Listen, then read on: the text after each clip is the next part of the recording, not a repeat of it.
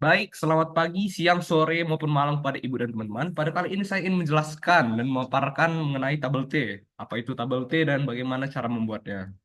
Jadi, apa itu tabel T?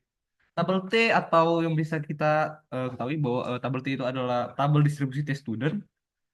T ini adalah tabel statistik, ya, di mana tabel ini digunakan dalam uji T student untuk menentukan apakah terdapat perbedaan yang signifikan antara dua kelompok data, di mana tabel ini berisi nilai T kritis untuk berbagai derajat kebebasan, atau biasa kita sebut dengan DK, dan tingkat signifikansi, yang biasa kita singkat dengan alpha.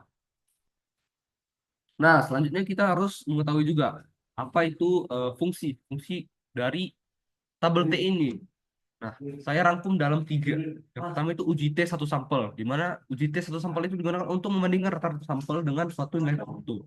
Yang kedua itu ada uji T dua sampel, di mana ini independen, di mana fungsinya itu untuk membandingkan rata-rata dua kelompok yang tidak berpasangan.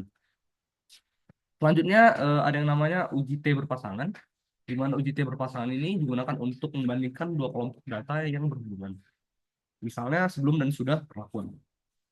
Nah, selanjutnya kita langsung masuk ke bagaimana cara membuat tabel T. Pertama-tama kita harus bikin template-nya dulu ya, sekarang masuk langsung. Di sini kita bikin yang alpha uji dua pihak. Yang di bawahnya kita bikin alpha.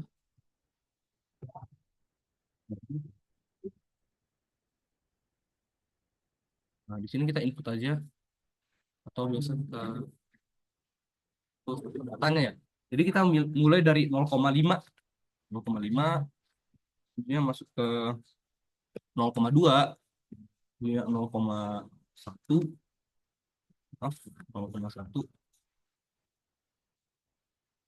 kemudian 0,05, kemudian 0,02, dan terakhir 0,01. Nah, untuk uji satu pihak ini, kita tinggal bagi dua aja yang ada di atas. Jadi 0,25, lanjut dengan 0,1, terus 0,05, sini 0,025, sini 0,01. Kemudian yang terakhir sini tinggal 0,005. Nah, kalau udah selesai, kita perlu bikin yang namanya eh, DK atau derajat kebebasan. Nah, tadi kan diketahui bahwa DK-nya itu sama dengan N kurang satu, di mana diberikan N sama dengan 29. Yang artinya kita perlu membuat derajat kebebasan itu mulai dari 1 hingga 28. Mari kita merge dulu. Ini kita taruh itu di sini. Kita bikin 1 sampai 28 tadi, Mas.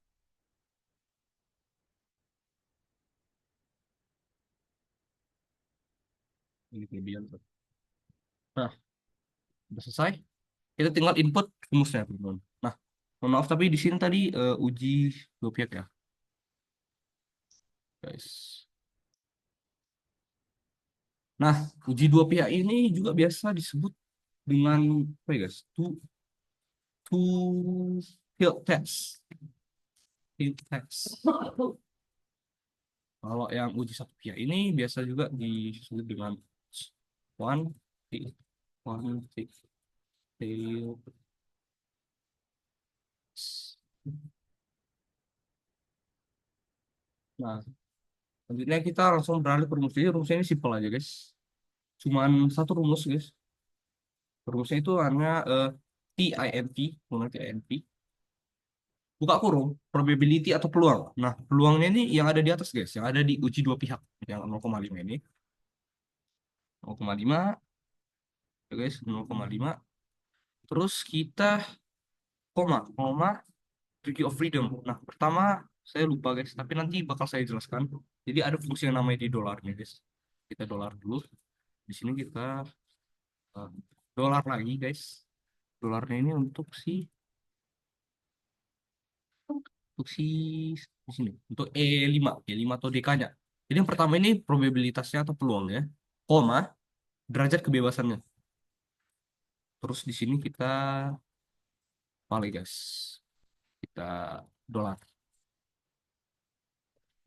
Ke dolar, keluar salah satu, kita drag ke samping, 0,5. Udah jadi, terus kita tinggal drag ke bawah sampai ke 28, guys. Nah, inilah berikut penyebaran nilainya, teman-teman. Udah selesai. Jadi, di mana dalam Excel itu, tanda dolar, di mana tanda dolar itu berfungsi sebagai referensi absolut. Yang berarti sel itu, sel yang diberi tanda dolar itu tidak akan berubah ketika disalin ke sel yang lain, atau ke blok-blok ini, teman-teman. Blok-blok yang lain ini.